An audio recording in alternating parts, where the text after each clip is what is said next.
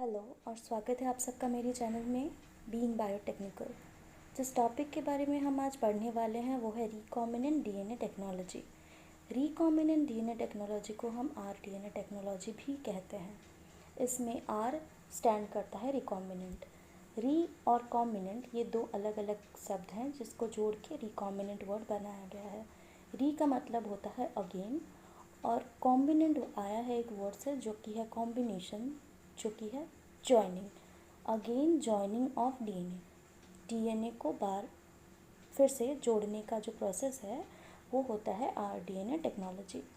RDNA technology में हम कुछ जो शब्द हैं, कुछ टर्म्स हैं जो कि बार बार हमारे पूरे प्रोसेस में आने वाले हैं, वो है वेक्टर और जीन ऑफ इंटरेस्ट। वेक्टर और जीन ऑफ इंटरेस्ट। तो पहले हम जानते हैं कि ये वेक्टर क्या होता है। तो वेक्टर एक ऐसा डीएनए मॉलिक्यूल है, जिसे कि हम उसकी ओरिजिनल बॉडी से निकाल के उसको एक्सट्रैक्ट करके फिर उसमें हम फॉरेन डीएनए इंसर्ट कर सकते हैं। तो आप अभी सोचते होंगे कि डीएनए वेक्टर तो ऑलरेडी एक डीएनए था, फिर हमने उस पर फॉरेन डीएनए इंसर्ट क्यों किया। तो वेक्टर की कुछ क्वालिटीज़ होती हैं। वेक्टर हमेशा रेप्लिकेट करने चाहिए। रेप्लिकेट मतलब वेक्टर्स को अपना नंबर इंक्रीज़ करना चाहिए हमेशा। वेक्टर्स में सिलेक्टेबल मार्कर्स होने चाहिए। वेक्टर्स उसमें प्रोटीन्स ऑफ रेप्लिकेशन होने चाहिए। रेस्ट्रिक्शन साइट होने चाहिए जिसके द्वारा कि हम वेक्टर्स को काट सकें, और वेक्टर्स का साइज बहुत स्मॉल होना चाहिए। तो जैसे कि मैंने बताया कि वेक्टर्स सर्कुलर डीएनए होते हैं। वेक्टर्स यूजुअली फाजेस या फिर प्लाज्मिड्स होते हैं। वो यूजुअली हम कहते हैं कि वो मॉडिफाइड, एक्चुअली वो होते हैं मॉडिफाइड फाजेस और प्लाज्मिड्स। हम मॉडिफाइड प्लाज्मिड्स और फाजेस को एज वेक्टर्स यूज़ करते हैं। तो उनकी वेक्टर्स में वो कैपेसिटी देखी जाती है कि वो सर्कुलर डीएनए या फिर वो डीएनए मॉलिक्यूल जो कि रेप्लिकेट कर सके, जिसमें कि सिलेक्टेबल मार्कर्स हों, जिसमें कि प्रोटीन ऑफ रेप्लिकेशन हो, स्मॉल हो वो साइज में, और उसमें रेस्ट्रिक्शन साइट हो। रेस्ट्रिक्शन साइट का मतलब वो साइट मतलब कि जिस जगह हम उसे काट सकें। यानी कि सर्कुलर डीएनए हो या फिर डीएनए हो, अगर हम उसे काट सकें तो ही वो वेक्टर बनने के लायक होता है, तो ही हम उसे वेक्टर बनाते हैं। अब ये वेक्टर होता क्या है? अगर हम साधारण वर्ड्स में बोलें तो जैसे कि एक व्हीकल होता है, मतलब एक गाड़ी जो कि हमें किसी जगह से दूसरी जगह ले जाती है, बिल्कुल उसी तरह वेक्टर्स वो गाड़ी होते हैं, बायोलॉजिकल व्हीकल्स, जो कि फॉरेन डीएनए को एक जगह से दूसरे जगह यानी एक बॉडी से दूसरी बॉडी को ट्रांसफ़र कर सके। अब आप पूछेंगे कि फॉरेन डीएनए क्या होता है। फॉरेन डीएनए देखिए, हमारे लिए फॉरेनियर होता कौन है? फॉरेनियर वो होता है जो कि हमारे कंट्री को नहीं बिलोंग करता, जिसे हम पहले से नहीं जानते, जो देखने में हमसे थोड़ा अलग हो। मतलब हम हिंदुस्तानी हैं, हम हीट बहुत ज़्यादा टॉलरेट कर सकते हैं, पर बाहर के आए हुए लोग हमारे जितना हीट टॉलरेट नहीं कर सकते। तो इस तरह से हम डिफरेंशिएट करते हैं हमारे और फॉरेनियर्स के बीच। तो वैसे ही वो जो डीएनए मॉलिक्यूल होता है, जो वेक्टर होता है, उसके बॉडी में जो फॉरेन डीएनए होता है वो नहीं होता है। क्योंकि वो उसके बॉडी में नहीं होता, इसीलिए वो उसके लिए फॉरेनियर होता है।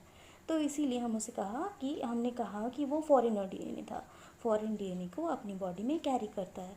मैंने आपको इससे पहले एक बार कहा है कि हम वेक्टर्स उसी को चूज़ करते हैं जिसमें कि साइट ऑफ रेस्ट्रिक्शन हो।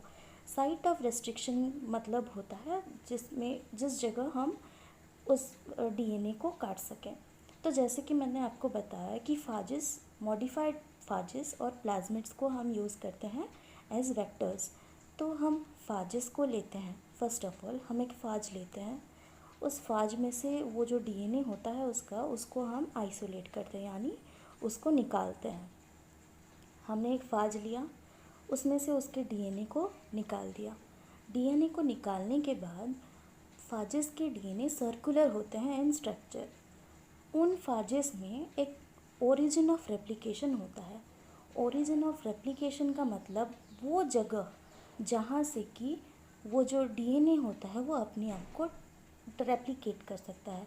रेप्लिकेट का मतलब वो अपना नंबर इंक्रीज़ कर सकता है। तो वेक्टर्स में ऑलरेडी ओरिजिन ऑफ रेप्लिकेशन होते हैं, वैसे ही वेक्टर्स हम चूज़ करके उन्हीं फाजेस के बॉडी से निकालते हैं। हाँ, फाजेस मैं इसलिए कह रही हूँ क्योंकि यूजुअली आरडीएनए टेक्नोलॉजी में यूजुअली लिया जाता है फाजेस को ही, बैक्टीरियोफाजेस को एज वेक्टर्स लिया जाता है। तो हमने बैक्टीरियोफाज लिया, उसमें से आरडीएनए मतलब कि उसका डीएनए निकाल दिया। उसका डीएनए निकालने के बाद हमने क्या किया, हमने कुछ एंजाइम्स लिए। अब वो एंजाइम्स क्या होते हैं? एंजाइम्स इस प्रोसेस में बहुत ही ज़्यादा इम्पॉर्टेंट रोल प्ले करते हैं, क्योंकि एंजाइम्स ही के कहे जाते हैं कि एंजाइम्स को बायोटेक्नोलॉजी में जो फील्ड ऑफ जेनेटिक इंजीनियरिंग होता है उसमें जेनेटिक जो जेनेटिक इंजीनियर हैं वो यूजुअली बहुत ज़्यादा यूज़ करते हैं इन एंजाइम्स का। इसीलिए इन एंजाइम्स को कहा जाता है genetic engineering tools of genetic engineering. ये सारे वो साधन होते हैं जिसको यूज़ करके जेनेटिक इंजीनियरिंग किया जाता है। तो हमने वो डीएनए ले लिया फ्रॉम बैक्टीरियोफाज के बॉडी से। बैक्टीरियोफाज के बॉडी से हमने वो डीएनए लिया, फिर हमने कुछ एंजाइम्स लिया। तो दोस्तों एंजाइम्स भी 3 तरह के होते हैं। पहला होता है एंजाइम जो कि हेल्प करता है काटने में, यानी कि रेस्ट्रिक्शन एंजाइम जो कि काटने में हेल्प करता है। दूसरा होता है वो एंजाइम जिसको कि हम कहते हैं मॉडिफायर्स एंजाइम, यानी कि जो काटने के बाद उन डीएनए को मॉडिफाई कर सकते हैं। मॉडिफाई यानी उसमें कुछ चेंजेस ला सकते हैं। थर्ड होते हैं डीएनए लाइगेज एंजाइम, यानी कि जो कि डीएनए को जोड़ सकते हैं। अब ये 3 एंजाइम क्या क्या होते हैं? पहला हुआ रेस्ट्रिक्शन एंजाइम। रेस्ट्रिक्शन एंजाइम को बायोलॉजिकल सीजर्स भी कहा जाता है। अब ये बायोलॉजिकल सीजर्स क्या होते हैं? सीजर्स हमें पता है कैंची जो हम घर में यूज़ करते हैं, उसी तरह वो बायोलॉजिकल सीजर्स हैं। जैसे हम घर में कैंची से कुछ भी काट देते हैं, वैसे ही वो बायोलॉजी के फील्ड में डीएनए को ईजिली काट देते हैं। पर हर रेस्ट्रिक्शन एंजाइम, हर वो अलग अलग रेस्ट्रिक्शन एंजाइम के कुछ पर्टिकुलर हिस्से होते हैं जिसे वो काट सकते हैं, जैसे कि अलग अलग सीक्वेंसेस जिसको कि वो अलग अलग एंजाइम्स काट सकते हैं। अब रेस्ट्रिक्शन एंजाइम्स हम लेते हैं। रेस्ट्रिक्शन एंजाइम रेस्ट्रिक्शन एंडोन्यूक्लियस और रेस्ट्रिक्शन एक्सोन्यूक्लियस इन 2 तरीके के होते हैं। रेस्ट्रिक्शन एंडोन्यूक्लियस जो होता है वो डीएनए के लंबाई के अंदर काटता है, और जो रेस्ट्रिक्शन एक्सोन्यूक्लियस होता है वो डीएनए को कॉर्नर से काटता है, साइड से काट देता है। तो ये तो हो गया मतलब रेस्ट्रिक्शन एंजाइम क्या होता है। डीएनए मॉडिफायर्स वो होते हैं जो कि हमने अगर डीएनए को काट दिया, उसके बाद उसमें हमने देखा कि कुछ प्रॉब्लम्स हो रहे हैं, जैसे कि कुछ जुड़ नहीं रहा या कुछ, और हम जो हैं वो हमारा फॉरेन डीएनए उस वेक्टर में इंसर्ट नहीं कर पा रहे हैं, तो हम उस जगह पे हम क्या यूज़ करते हैं, हम यूज़ करते हैं मॉडिफाइज एंजाइम का, सो दैट हमारा जो फॉरेन डीएनए है जो कि हमने लिया है और जो वेक्टर है उसको काटने के बाद वो इजीली पेस्ट हो जाए, जॉइन हो जाए। थर्ड हुआ डीएनए लाइगेज। देखिए हमने डीएनए को काट तो दिया, उसे मॉडिफाई भी कर दिया, अब उसे जोड़ना भी तो पड़ेगा ना फॉरेन डीएनए के साथ। तो ये होता है बायोलॉजिकल ग्लू। पहला वाला हुआ रेस्ट्रिक्शन साइट बायोलॉजिकल कटर यानी कि सीजर्स। थर्ड वाला हुआ क्या? Biological glue. बीच वाला क्या था? बीच वाला था हमारा मॉडिफायर्स। तो मॉडिफायर मतलब हमने मॉडिफाई किया, पहले हमने काटा, फिर हमने मॉडिफाई किया, फिर हमें ग्लू चाहिए उसे जोड़ने को। तो फाइनली हम क्या करते हैं, जो फॉरेन डीएनए होता है उसे वेक्टर में जोड़ देते हैं with the help of DNA ligase enzyme. तो ये तो हो गया एंजाइम्स के काम। हमने ये भी जान लिया कि वेक्टर्स क्या होते हैं। तो फिर से बता दूं कि वेक्टर्स वो होते हैं जिनमें कुछ प्रॉपर्टीज़ होती हैं, जैसे कि वो रेप्लिकेट करनी चाहिए, उनमें सिलेक्टेबल मार्कर्स होने चाहिए, वो प्रोटीन ऑफ रेप्लिकेशन होने चाहिए उनमें, जो कि उन्हें हेल्प करे रेप्लिकेट करने में, अपना नंबर बढ़ाने में। उनमें वो स्मॉल साइज़ के होने चाहिए, ज़्यादा बड़े साइज़ के हमें नहीं चाहिए, छोटे साइज़ के हों तो ही बेटर। फिर हमें चाहिए क्या? वो जिसमें रेस्ट्रिक्शन साइट हो, यानी वो जिसको हम काट सकें। इसमें हमें एक और चीज़ को ध्यान देना बहुत ज़रूरी है कि हमें ऐसा डीएनए लेना है, ऐसा वेक्टर चूज़ करना है जिसमें कि रेस्ट्रिक्शन साइट हो पर सिर्फ एक, या फिर एक से दो, बट बहुत कम। क्योंकि अगर एक डीएनए हम लेते हैं उसमें बहुत सारे रेस्ट्रिक्शन साइट्स हैं, तो वो तो उस डीएनए को छोटे छोटे फ्रेगमेंट्स में तोड़ देगा, फिर उसे जोड़ना फिर उस पर मॉडिफाई करना बहुत ही ज़्यादा लेंदी प्रोसेस हो जाएगा। इसलिए हमें ऐसे वेक्टर्स चूज़ करने हैं जिसमें मिनिमम रेस्ट्रिक्शन साइट्स हों। तो ये हो गया वेक्टर्स। अब हमने जान लिया वेक्टर्स क्या होता है और एंजाइम्स के क्या काम होते हैं। अब हमें जानना है कि जीन ऑफ इंटरेस्ट क्या होता है। तो जीन ऑफ इंटरेस्ट एक ऐसा जीन होता है, जैसे कि हमें पता है कि जीन रेस्पॉन्सिबल होते हैं सीक्रेशन ऑफ एंजाइम्स के लिए। जीन्स प्रोड्यूस करते हैं एंजाइम्स और प्रोटीन्स। हमारी बॉडी में जीन्स रेस्पॉन्सिबल होते हैं, और जीन्स तो होते हैं डीएनए के कुछ स्ट्रेचेस को बोला जाता है जीन। तो वो जो डीएनए के कुछ स्ट्रेचेस होते हैं, सपोज़ कि एक बॉडी है, एक ह्यूमन है, या फिर कोई एक होस्ट, उसमें कोई भी एक एंजाइम लेक है या फिर कोई एक प्रोटीन कम है, तो हम क्या करते हैं कि क्योंकि उस बॉडी में कुछ एक एंजाइम कम है या कुछ एक प्रोटीन कम है, तो हमें जानना है कि वो प्रोटीन, हम ऐसे ही जान जाएंगे ना कि टेस्ट करने के बाद कि उसमें ये एंजाइम कम है, उसमें ये प्रोटीन कम है। तो हमें फिर ये पता लगाना होगा कि जो प्रोटीन उस बॉडी में कम है, उस प्रोटीन के लिए कौन सा जीन कोड कर रहा है, यानी कौन सा जीन रिस्पॉन्सिबल है उस प्रोटीन के प्रोडक्शन के लिए। जो प्रोटीन एक बॉडी में कम है, उस प्रोटीन को बनाने के लिए कौन सा जीन रिस्पॉन्सिबल है। अगर हमें पता चल गया कि वो जीन कौन सी है, फिर हम उस जीन को निकाल लेते हैं। या फिर अगर हमें पता है कि वो सीक्वेंस क्या होती है उस जीन की जो कि रिस्पॉन्सिबल है उस पर्टिकुलर प्रोटीन के प्रोडक्शन के लिए, तो हम उस सीक्वेंस केमिकली भी सिंथेसाइज कर सकते हैं। यूजुअली हम इंसुलिन को ही सीक्रेट करते हैं, क्योंकि हमें पता है कि डायबिटिक पेशेंट्स को इंसुलिन हार्मोन की कमी होती है। तो इंसुलिन सीक्रेटिंग, मतलब इंसुलिन को सीक्रेट करने के लिए जिस जीन की बहुत ज़्यादा ज़रूरत पड़ती है, जो जीन रिस्पॉन्सिबल होता है, हम उस जीन को लेते हैं। यूजुअली हम इसे जीनोमिक लाइब्रेरी या फिर cDNA लाइब्रेरी या फिर केमिकली सिंथेसाइज कर सकते हैं अगर हमें उसका सीक्वेंस पता हो। तो हमने जीन ऑफ इंटरेस्ट ले लिया। इस जगह पे सपोज़ हमने लिया जीन ऑफ इंटरेस्ट है हमारा इंसुलिन हार्मोन सीक्रेटिंग जीन, तो सपोज़ हम इसे कह लेते हैं कि इंसुलिन जीन हम इसे कह लेते हैं, जो कि रिस्पॉन्सिबल है for the secretion of insulin hormone, यानी कि जो कि रिस्पॉन्सिबल है इंसुलिन हार्मोन के प्रोडक्शन के लिए। तो हमने वो ले लिया। वो हमारा जीन ऑफ इंटरेस्ट इसलिए है क्योंकि जिस पेशेंट से हमने वो जीन लिया है उसकी बॉडी में वो हार्मोन की कमी है, जिससे कि वो जीन रेगुलेट करता था। उस पेशेंट के बॉडी में या फिर उस होस्ट के बॉडी में उस जीन की कमी थी, उस हार्मोन की कमी थी, तो हमने वो जीन लिया जो कि रिस्पॉन्सिबल होता है उस पर्टिकुलर हार्मोन के सिक्रेशन के लिए। अब हमने वो ले लिया, वो जीन ऑफ इंटरेस्ट।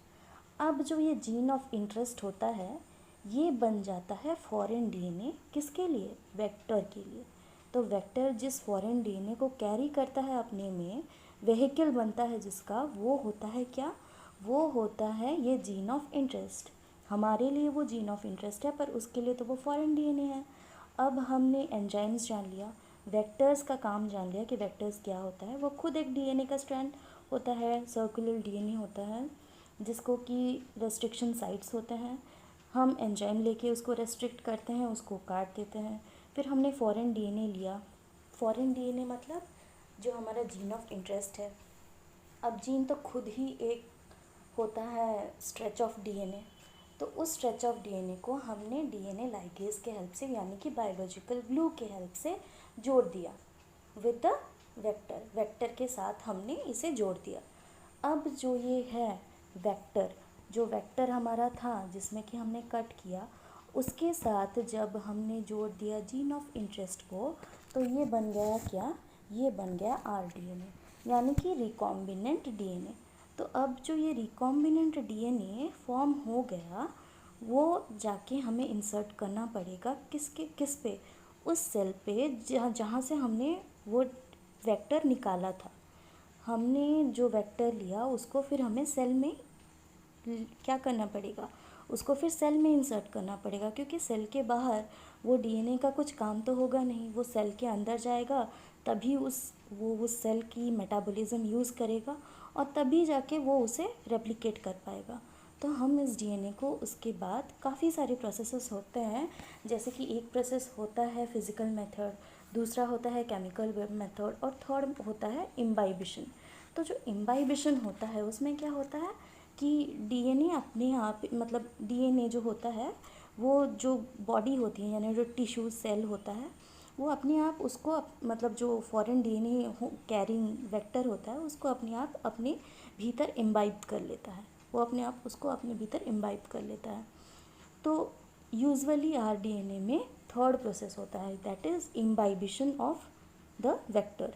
तो वेक्टर इम्बाइब हो गया उस बॉडी के अंदर, मतलब कि उस सेल के अंदर।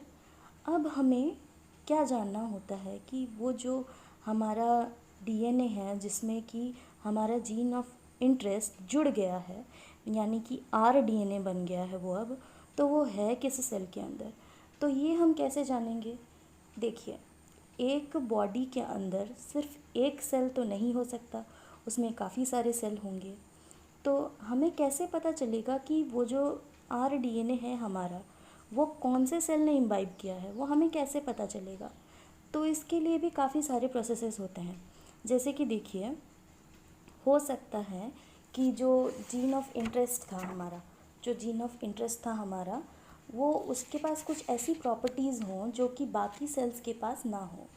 तो हम उस प्रोसेस का यूज़ करके ये डिफ़ाइन कर सकते हैं कि हमारा जो आरडीएनए है अलोंग विद द वेक्टर, जो कि अब आरडीएनए बन चुका है, वो कौन से सेल के अंदर गया है।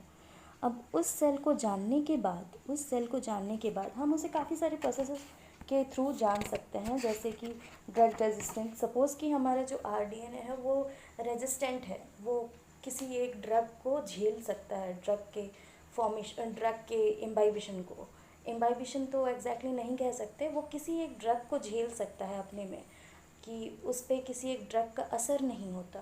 तो हम उस प्रोसेस के थ्रू हम जान जाएंगे कि हाँ, ये वो सेल है जिसमें कि हो सकता है कि हमारा आरडीएनए। इन सारे प्रोसेसेस के बाद जब हमारे पास ऑलरेडी आरडीएनए ट्रांसफॉर्म हो चुका है और इम्बाइब हो चुका है उस सेल के अंदर, और हमने ये भी जान लिया है कि वो एग्जैक्टली किस सेल के अंदर इम्बाइब हुआ है या फिर किस सेल के अंदर हमारा gene of interest along with the vector के साथ यानी कि आरडीएनए इम्बाइब हो चुका है, यानी कि ट्रांसफॉर्म हो चुका है। उसके बाद हम लास्ट स्टेप में जाते हैं, जो कि है कि हमें लास्टली क्या करना है कि वो जो सेल जिसमें कि हमारा आरडीएनए मौजूद है, हमें उसे लार्ज अमाउंट में कल्चर करना है। कल्चर यानी कि उसको ग्रो कराना है, उसको लार्ज अमाउंट में उसको रेप्लिकेट होने देना है। तो हम यूजुअली इस प्रोसेस में लेते हैं ई कोलाई को एज होस्ट। हमने ई कोलाई को होस्ट लिया और उसमें हमारा आरडीएनए इंसर्ट कर दिया। तो ई कोलाई अपना नंबर भी इंक्रीज़ करेगा, क्योंकि हम उसे कल्चर मीडियम देंगे, उसको सूटेबल कंडीशन देंगे जहाँ उसका ग्रोथ सपोर्ट कर सके, तो वो अपना ग्रोथ को वहाँ बढ़ाता है। बहुत सारे अमाउंट में फिर हमें ई कोलाई मिलते हैं। तो जो ई कोलाई अब हमने कल्चर किया, वो उन ई कोलाइज के अंदर होता क्या है, उन ई कोलाई के अंदर आरडीएनए मौजूद होता है। आरडीएनए वही डीएनए है जिसमें हमने हमारा जीन ऑफ इंटरेस्ट इंसर्ट किया था। उसी सेल को हमने रेप्लिकेट होने दिया, उसी सेल को हमने कल्चर किया। तो जब आरडीएनए बहुत सारे नंबर में फॉर्म हो जाता है, फिर उसके बाद होता क्या है कि वो प्रोड्यूस करने लगता है वो प्रोटीन जो कि हमें चाहिए, यानी कि वो प्रोटीन जिसके लिए कि कोड करता है कौन, वही जीन ऑफ इंटरेस्ट जिसको हमने वेक्टर के अंदर इंसर्ट किया था। तो अब हम उसमें से वो प्रोटीन पा सकते हैं जिसकी हमें ज़रूरत थी। तो इस प्रोसेस से हम बहुत ही आसान तरीके से एक ई कोलाई को जीनोमिकली मैनिपुलेट करके एक ई कोलाई को मैनिपुलेट करके हम उसे बना देते हैं एक factory producing protein of our interest, एक फैक्ट्री जो कि हमारे इंटरेस्ट का प्रोटीन प्रोड्यूस कर रही है, यानी कि वो प्रोटीन प्रोड्यूस कर रही है जो कि जिस प्रोटीन की हमें ज़रूरत थी। यूजुअली इस टोटल प्रोसेस में हम यूज़ करते हैं किसे, यूजुअली हम इस टोटल प्रोसेस में यूज़ करते हैं उस जीन को जो कि कोड करता है for the production of the protein insulin, जो कि इंसुलिन प्रोटीन के प्रोडक्शन के लिए रिस्पॉन्सिबल होता है। तो हमने यूजुअली हम इस प्रोसेस में इंसुलिन प्रोड्यूस करते हैं। तो ये तो हो गया पूरा का पूरा प्रोसेस। मैं होप करती हूँ कि आप सबको ये प्रोसेस अच्छे से समझ आ गया होगा। तो अगर आपको ये वीडियो पसंद आई हो तो प्लीज़ लाइक कर दें, इस वीडियो को शेयर करें अपने दोस्तों के साथ, चैनल को सब्सक्राइब कर दें और बेल आइकन को प्रेस करना ना भूलें। Thank you.